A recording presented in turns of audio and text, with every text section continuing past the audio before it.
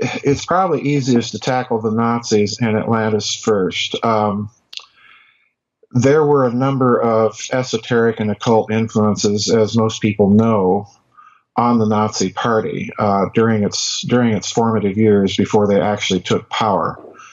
One particular fellow, Horbiger, propagated the world ice theory, and this was something that Himmler and some of the Nazi elite bought into, but certainly not all of the Nazi elite. You're also dealing with some hardcore pragmatists like Hermann Goering, at the top of the Nazi hierarchy. And he was hardly, a person interested in what he would have regarded as myths and fairy tales and so on and so forth. He was just kind of a nuts and bolts technology guy. But I mention him in this respect because Goering and Rudolf Hess, prior to the war, Rudolf Hess was the Reichsleiter of the Nazi Party, of course, and deputy Führer in the Nazi hierarchy. So in other words, he was by law, until Hitler designated Goering as his successor, he was more or less the guy that was slated to take over the Nazi Party. And of course, his secretary was one Martin Bormann, a notorious figure that I'm sure everybody knows or has heard about. And he eventually succeeds Hess when Hess runs off to Great Britain on that crazy peace mission in May of 1941.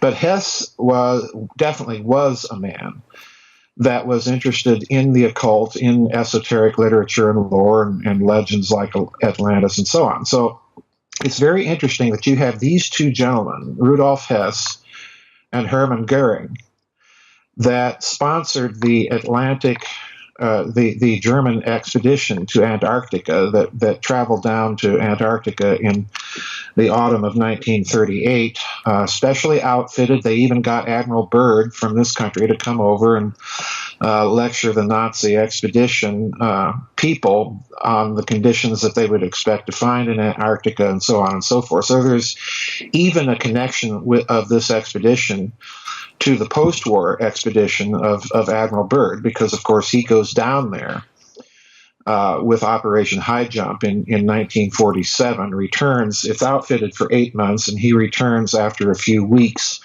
gives a very strange interview on the way back to a reporter from Il Mercurio of Santiago de Chile, talking about, the United States is going to have to prepare to defend itself against enemy fighters that can fly from pole to pole with tremendous speed. And this is reported in the El Mercurio. I actually have a photograph of the article I believe it's in my book, The Nazi International.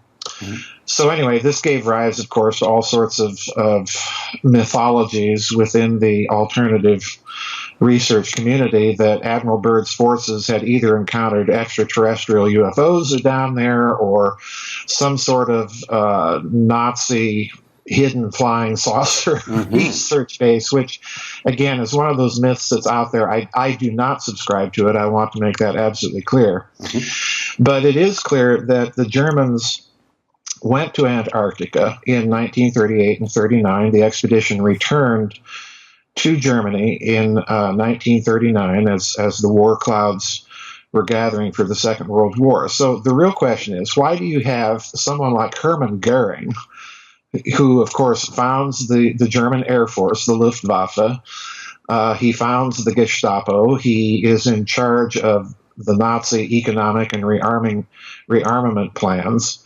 And Rudolf Hess, on the other hand, a guy that's up to his earlobes in occult doctrine and occult connections and so on and so forth. Why are these two men sponsoring this expedition? And I do suspect that when you look at Antarctica itself, if there is any place on the surface of this planet that could fulfill the basic requirements of the Atlantis legend, as Plato outlined it in the Critias and Timaeus, it would be Antarctica, because it's an entire continent that quite literally is submerged underwater. That is to say, under lots and lots of ice.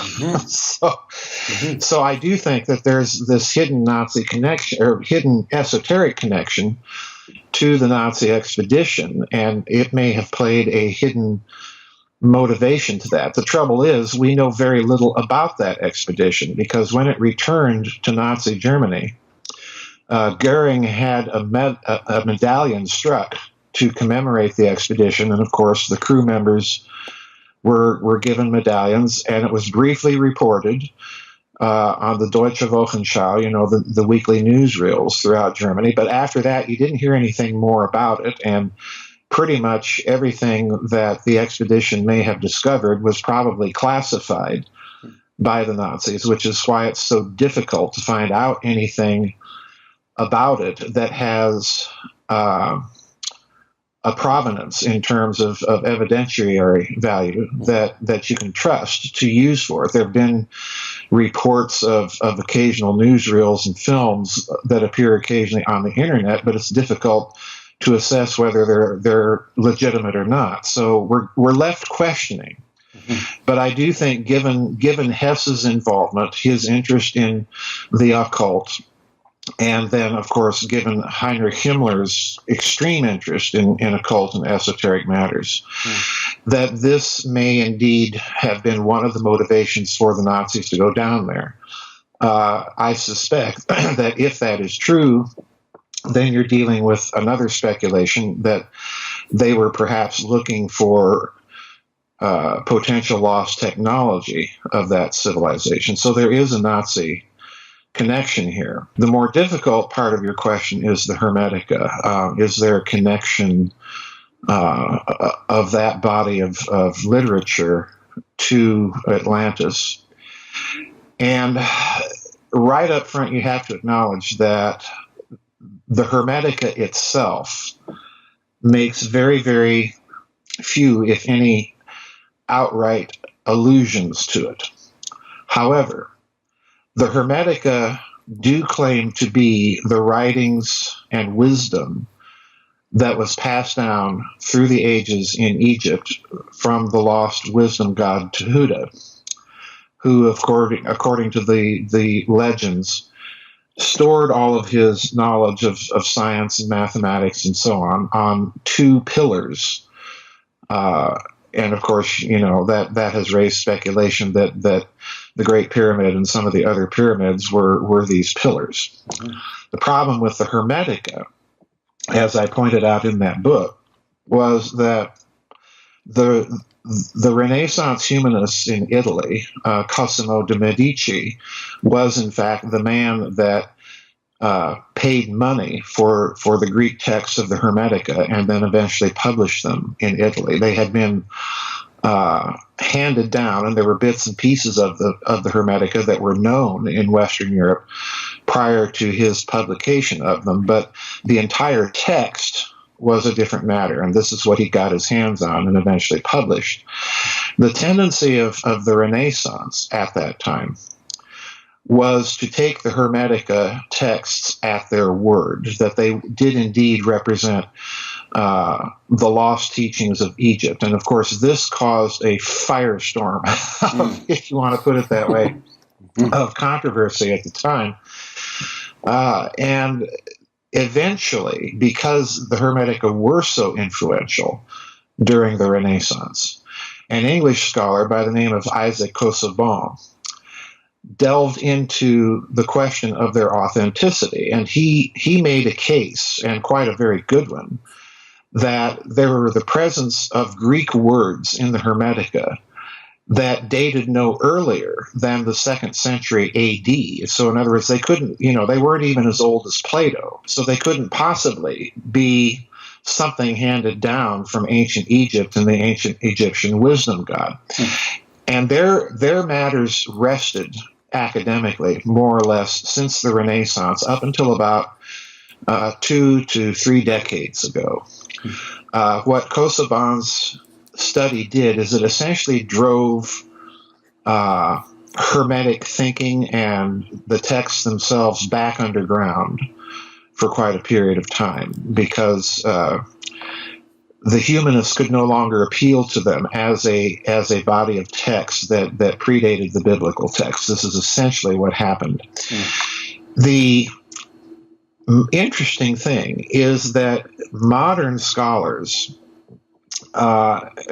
many of them coming out of Oxford, have re-examined Kosovo's argument, and they have pointed out its fundamental flaw, which is a very modern one, and it's almost taken for granted.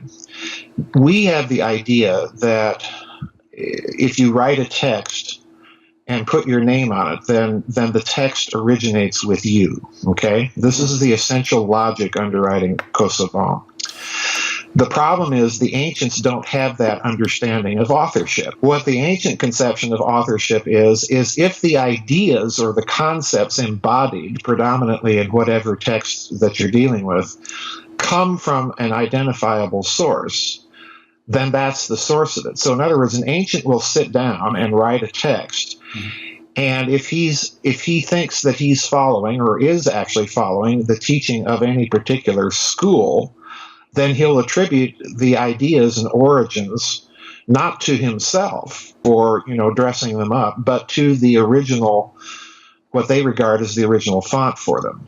Mm-hmm. So in other words, what modern academics have done is they've gone back and they've pointed out that many of the ideas in the Hermetica are indeed very clearly drawn from ancient Egyptian religion, and they're simply dressed up in a Greek text. So in other words, they've more or less overthrown this whole idea of Kosovo, and that, simply because a word or several words in a text don't date from the time period that the ideas originate in doesn't necessarily mean that you're dealing with a text that in its central conceptual components is not very ancient.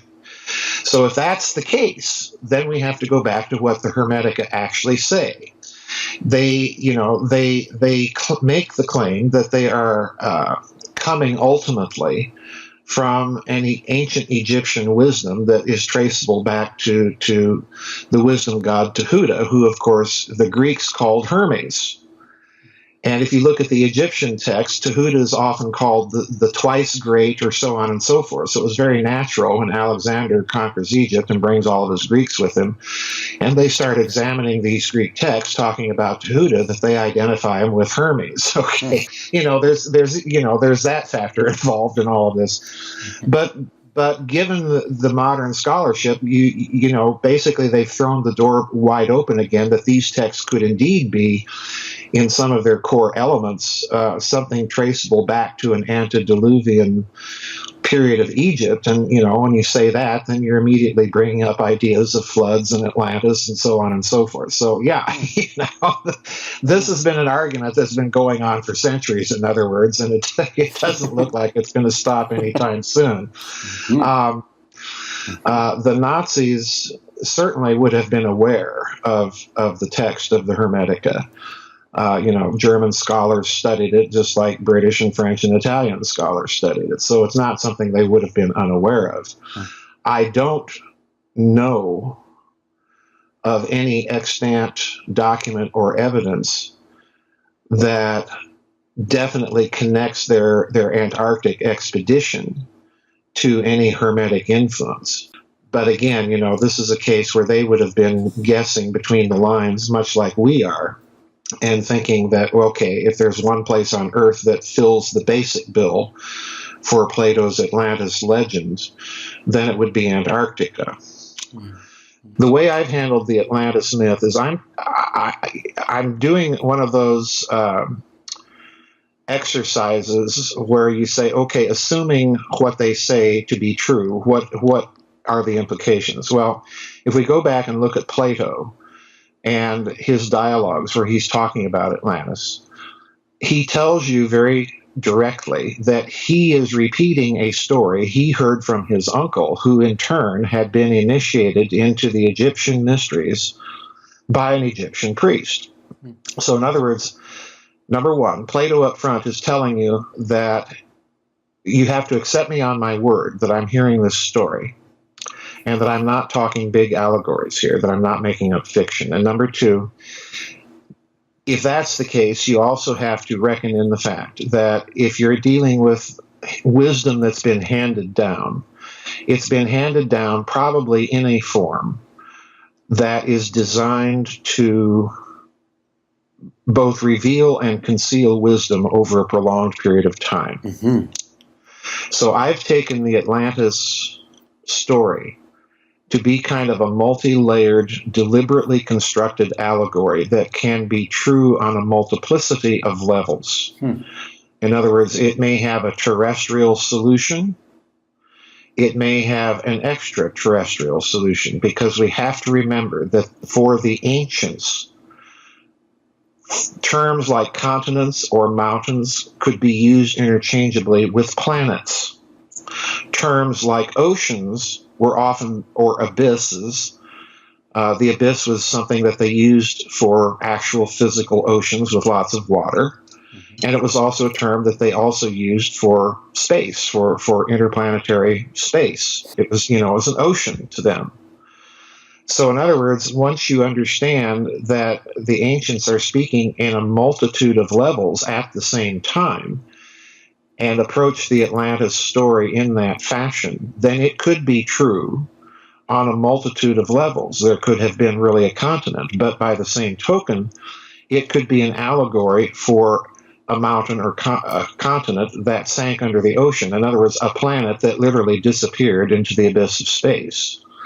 And this is the approach I basically took in my book, The Cosmic War. You have the idea that there was a planet in the solar system long ago that blew up. So, the way I approach the Atlantis story is that this is yet another one of those ancient mythologies that was deliberately crafted in a multi-layered way. And I think if you look at the Nazis, it's safe to speculate that perhaps they looked at that story in that way. And the reason I say that is that in 1935, Heinrich Himmler began to recruit people into the SS that had, let's just say, esoteric credentials. In other words, they were experts on occult lore, literature, legend, and so on. And eventually he establishes, I believe it was in 1940, he establishes officially, although this department actually existed prior to its official establishment. You find that pattern a lot in Nazi Germany. It's the German equivalent of plausible deniability. Okay, so you have a lot of these departments existing unofficially, but then there's a decree that officially establishes them. The SS, Heinrich Himmler, established a department within the SS called the Ahnenerbe-Dienst, okay, in German. That means the Ancestral Research Bureau, okay? And in the little memo or directive that he issued to establish this thing, this was a department set up solely to investigate occult lore, legend, literature, practice, of all types, no matter how loony it seemed. It was established to investigate every little last nook and cranny of what we would consider the occult or esoteric or alternative legend and lore for, and this is the key point, for its potential military application. So in other words, folks, what Nazi Germany is telling you is that it's the first modern great power of, that has technological sophistication, that's deliberately going out and looking for a lot of ancient stuff for its potential military application.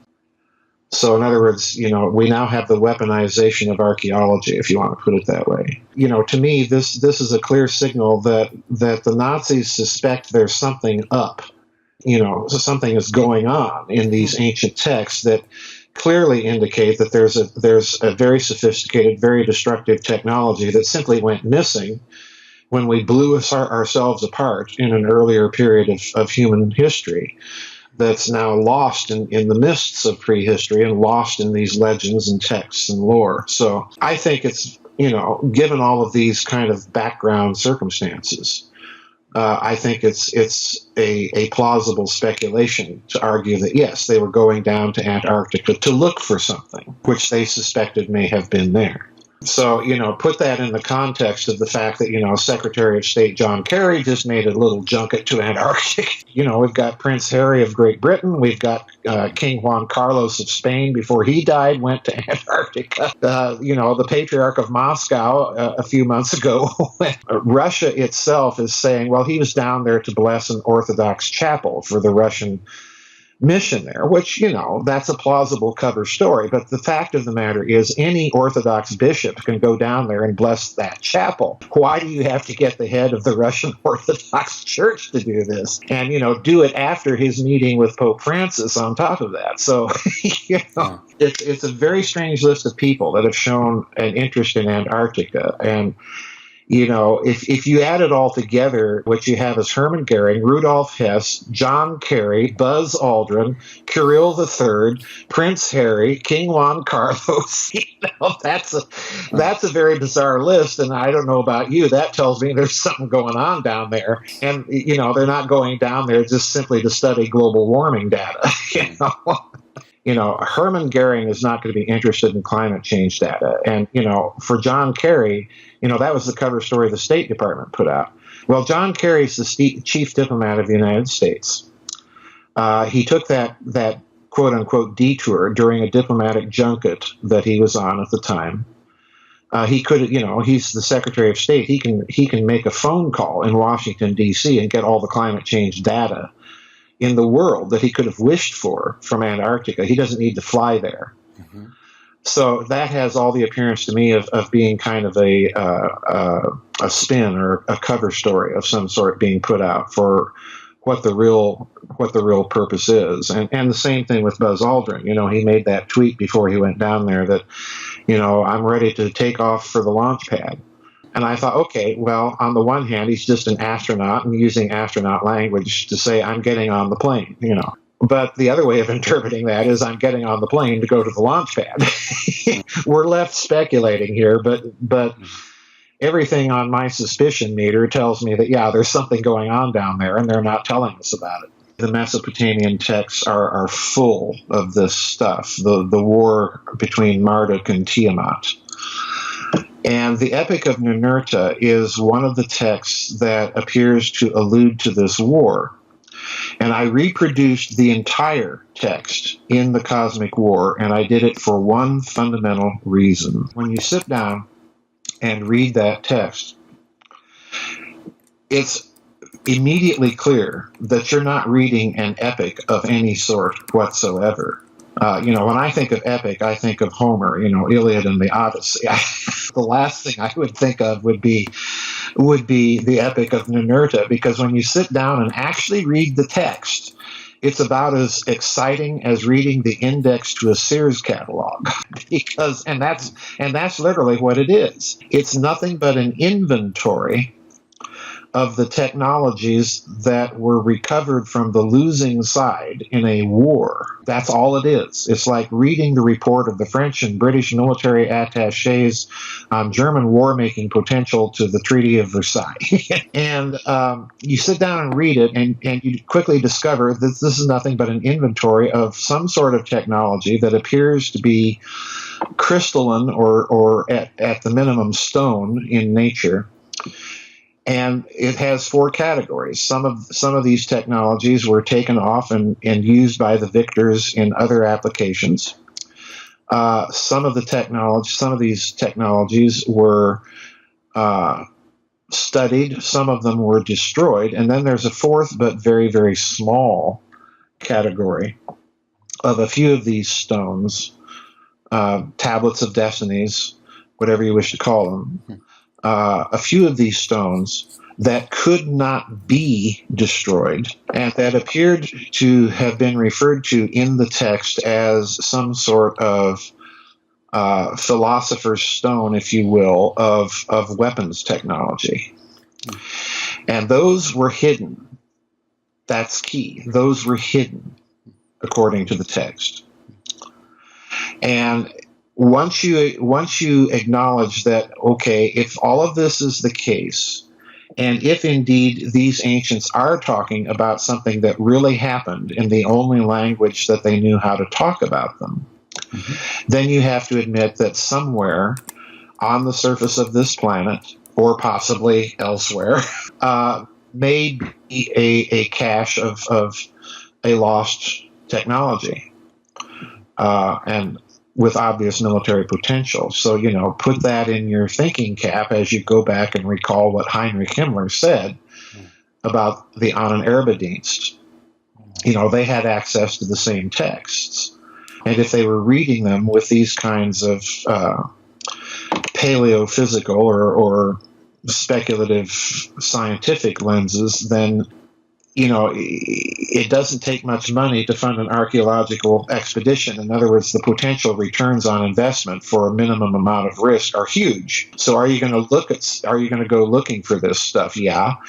And, if you're the Allies and the Soviets and you win World War II and start looking at all these Nazi documents, are you going to spend a little money to see if perhaps they might have been right, or go out and try to find out what they were looking for when they were digging here or digging there? Well, sure you will. I think, I make no bones about it. I've said in many of my books, I suspect that this may be a hidden reason for the sudden explosion in the Middle East. And it's very interesting. Let's go back and, just add one more little data point here to stir into our stew of speculation. Let's recall that prior to the American invasion of Iraq in 2003, what was the excuse that was invented? Well, we had to go in there and prevent Saddam Hussein from acquiring weapons of mass destruction. Then we go into Iraq and discover, oh, lo and behold, he's not making any. Okay. Well, most people tend to think of weapons of mass destruction, and it was certainly put out that way during that time period in terms of atomic, biological, or chemical weapons. But if you're thinking in a much broader picture, if you're painting on a much broader canvas, and realize that these ancient Mesopotamian epics, which are, of course, in Iraq, if you start thinking in terms of these ancient epics talking about, wars of the gods and blowing up planets and technologies that couldn't be destroyed, so they had to be hidden, then, you're going to go looking for it. Now, it's interesting that Saddam Hussein, of course, had German and French archaeological teams digging up all over Iraq. And, that, again, raises my suspicion meter into the orange zone that, why is he digging, and why does he have the French and Germans digging for him? So, you pile speculation on speculation, but eventually the fact remains the dots are connectable. When you connect them that way, they do raise those questions, like it or not. Stephanie Daly, I forget what her book is, Ancient Mesopotamian Texts or something like that, has it. You can also find a version of it online. So it's been around, it's been known for a number of years. And I think, if I recall correctly, I reproduced the online version in the book because people will have more access to it that way. But I reproduced it so that people would actually sit and slog through and think, my word, this is probably the most boring thing I ever read. Yeah. And it is, because it's not a story. It's not an epic. It's simply an inventory. Well, the text itself, if I recall correctly, was dated to about 6 to 4 centuries BC. In other words, the cuneiform texts themselves. But here again, you have to realize that dating of a tablet is not necessarily the same thing as the dating of the text. The text itself, it's the old Hermetica problem. It's a story. It's a legend that's been handed down. And the text itself refers to these wars of the gods. So, in other words, if you compile I should say, if you compare the text to the interplanetary geological data and the celestial mechanics data, the idea of exploding a planet, Tom Van Flandern, the astronomer, wrote a book about the exploded planet hypothesis, the asteroid belt being the remains of an exploding planet, which is what astronomers thought when they first discovered the asteroids. He revived that hypothesis, and I think did a brilliant job of arguing in its favor, that there was some planet that's no longer there, that was blown up. Well, if you compare the two, then you would the earliest date possible in his thinking would have been about 3.2 million years ago. So in other words, if we had a sophisticated enough civilization that long ago to blow itself apart, then probably the only thing that's going to remain are stories about it. And of course, every classical civilization we know of, the Egyptians, the Mesopotamians, the Vedic civilizations in India, the South American native tribes, and so on, have stories of wars of the gods. Mm-hmm. So, it looks to me, if you're willing to speculate a bit, that it may have been a real thing, that they're going out looking for this stuff. That's the bottom line. I think that's exactly what they're doing. They're actually looking for it. If you look at another aspect of this story, and eventually I hope that I'll be able to look into it, I've been over the years trying to pierce the veil, but there's been enough clues that the Soviet Union was doing this during its existence, just experimenting in all sorts of very weird areas. And one of the things that they were doing was kind of following up on what the Nazis did. And I certainly think that the Western powers have as well. And the strangeness going on in Antarctica, this may be a part of the story. It may not be. I don't know. There's no evidence, but my intuition tells me it probably is, because they're certainly keeping a tight lid on any sort of factual information, and they're publishing all sorts of nonsense as to why all these people are going down there. They're looking at something. There's no doubt in my mind. And what it is, we're just not sure. But in the context of what I've been arguing in my books, I suspect that it has a great deal to do with this way of looking at some of these ancient texts, like the Epic of Ninurta, and they're actually looking for this technology. And I think that's yet another reason for our continued engagement in the Middle East. Ask yourself this. We were told when we went into the Middle East that this was all about securing oil. Well, America became more or less energy self-sufficient a couple of years ago. We don't need that Middle Eastern oil. Most people are even unaware of that. So why are we still there? I suspect that there are other pressing national security reasons that transcend, relationships with Israel or the traditional alliance with the Saudis and so on. I suspect that there's definitely something else afoot here, and they're never going to talk about it, because if they were to do so, it would sound nutty. I've always used the model. That's an excellent question. I've always used the model, and this is my basic thinking, that if there was indeed a destructive interplanetary war of some sort in this solar system, lost in the mists of prehistory, that the elites of both parties in that war are going to try, as they see the fact that, we've just blown our infrastructure for survival apart. What they're going to do is they are going to try to jumpstart and preserve as much of their knowledge as possible, and in doing so, try to jumpstart civilization again. So they're going to concoct carefully myths and legends that will endure over time, number one, so that the signal won't get lost in the noise of transmission. And number two, they're going to do it in such a way that as science advances again to their level of understanding, those texts will reveal more and more a scientific background rather than merely a mythological one. So I suspect, that's part of it, that you have two elites surviving that occasionally make common cause with each other without, at the same time remembering, hey, we just fought a war with these guys. So it's kind of like a mafia, if you want to look at it that way. The other thing I think is crucial here is that the texts themselves, particularly if you look at, Greek mythology, the Mesopotamian texts, even the Egyptian texts, hint that this is something that takes place within a huge extended family. So in other words, it's a civil war. And my model for talking about this ancient war is to think, to tell people, think of World War I. Kaiser Wilhelm II is the grandson of Queen Victoria of England. His mother was English. So therefore, this is why you see the Kaiser going so often to Great Britain. The Kaiser spoke English very well. Most people don't know that. You can actually go on YouTube and listen to an old Dutch radio broadcast of Kaiser Wilhelm II after the war, when he was in exile in Holland, and hear him talking English. And it's, a typical upper-class British English that he's speaking.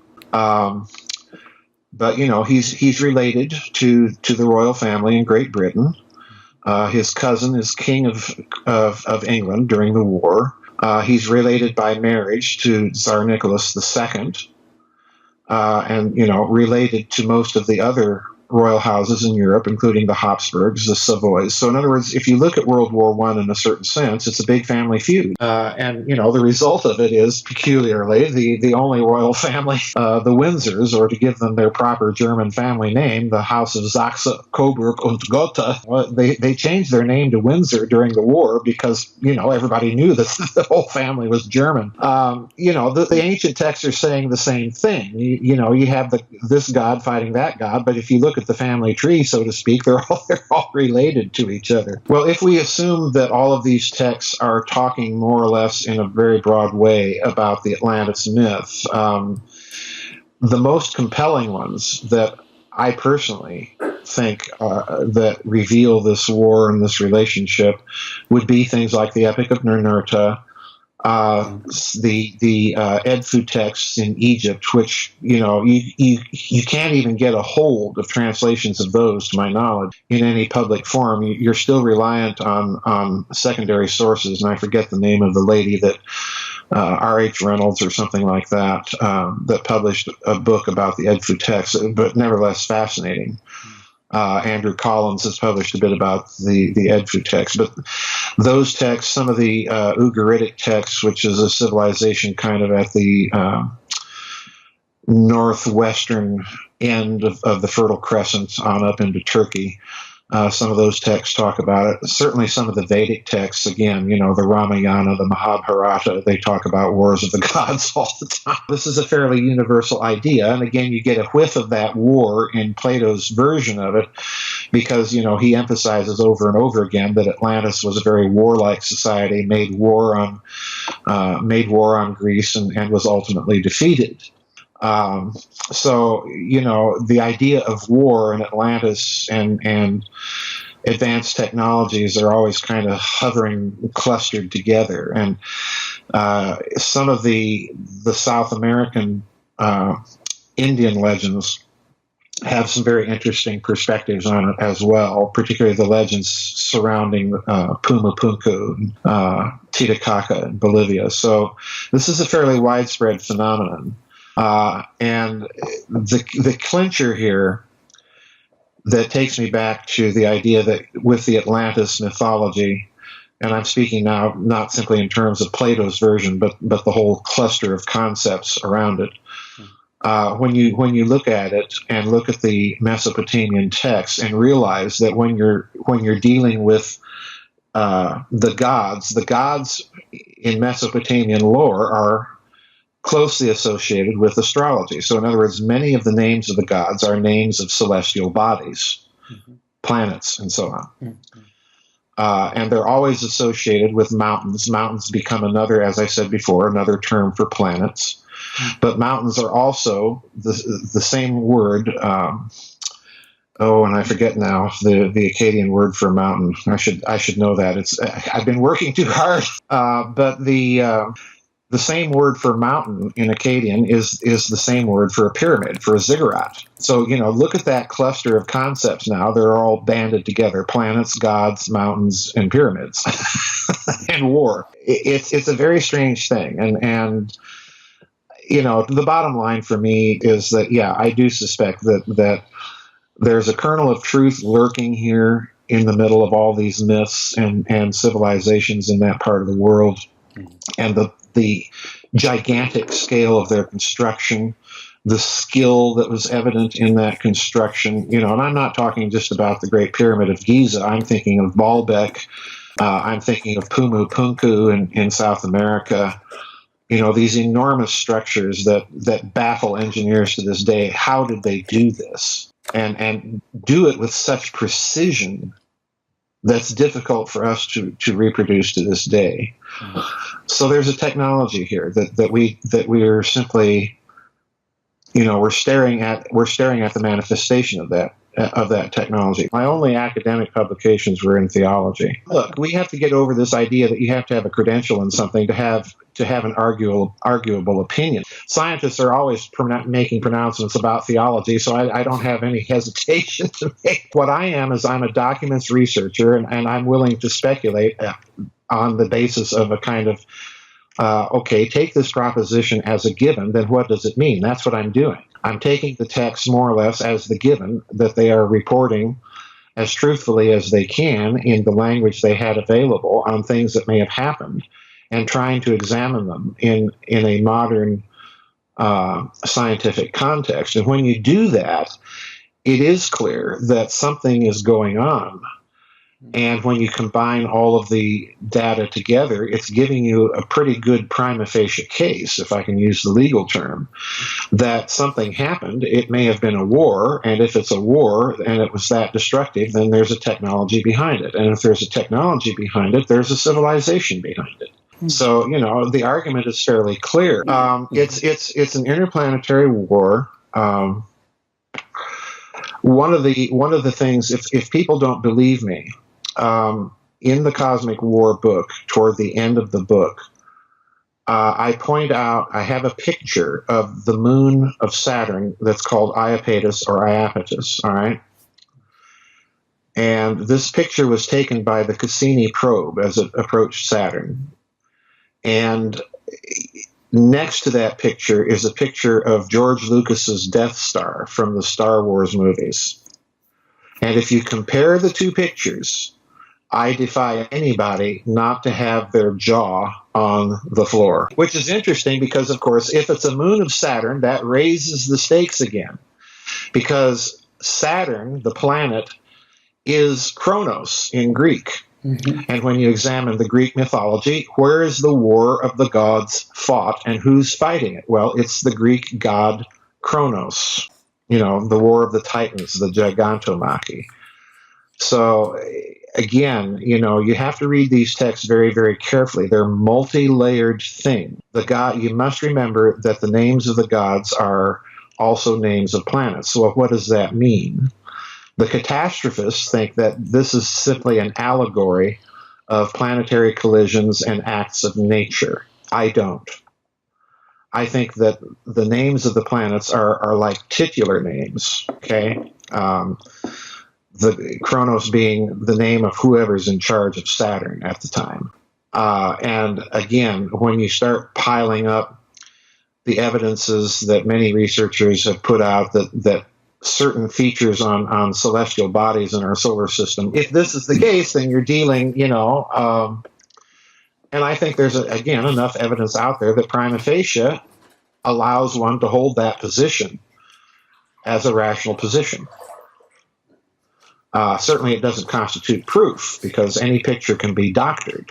When you start finding more and more pictures, then either someone is pulling a big fast one over everybody's eyes, or we're looking at real remnants of something that was interplanetary and a civilization. And if you have that, then you have the possibility of an interplanetary war. It is very difficult for people to believe it. All I'm asking people to do is maintain an open mind, and look at the broad pattern of the evidence. And I say the broad pattern because, once you start making these types of speculations, then you have to come up with a chronology.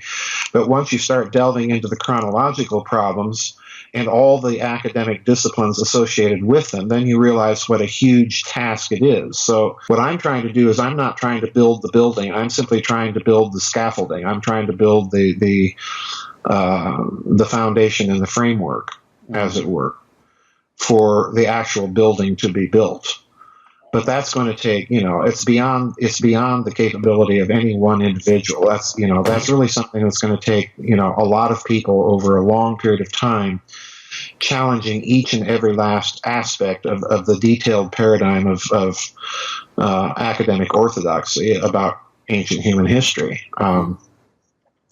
You can't say any more than this is some sort of prima facie case, and leave it up to the individual reader to assess whether that case is a strong one or a weak one.